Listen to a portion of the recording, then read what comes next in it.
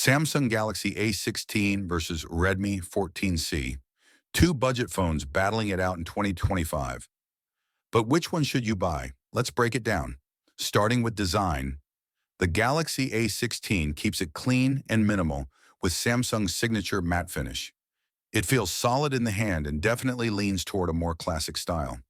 On the other hand, the Redmi 14C goes for a flashier look. It has a textured back with bold colors and a slightly boxier design.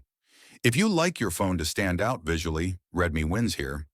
But if you prefer sleek and simple, the A16 holds its ground. Both phones come with a 6.5-inch HD Plus LCD display. And while neither is full HD, the Redmi 14C has slightly better brightness outdoors. Colors look a bit more vibrant on Redmi, but Samsung's panel isn't far behind.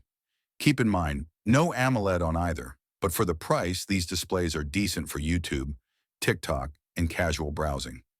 Now this is where things get interesting. The Galaxy A16 is powered by the MediaTek Helio G36, while the Redmi 14C runs the Snapdragon 680. In real-world use, the Redmi is noticeably faster. Apps open quicker, multitasking is smoother, and games like PUBG or Call of Duty Mobile run better with fewer stutters. If speed and performance are important to you, the Redmi 14C takes the win here.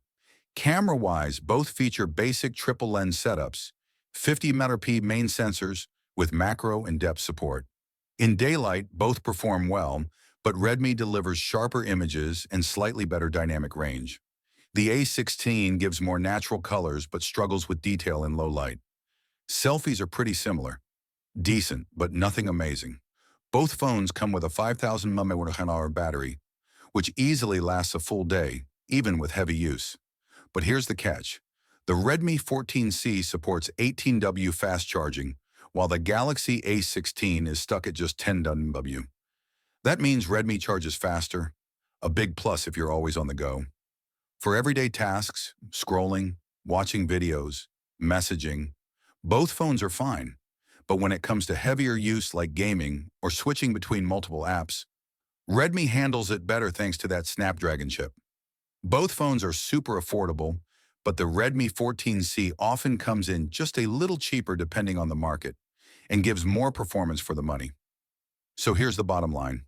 If you want simplicity, a clean UI, and trust Samsung's build-in software, go for the Galaxy A16.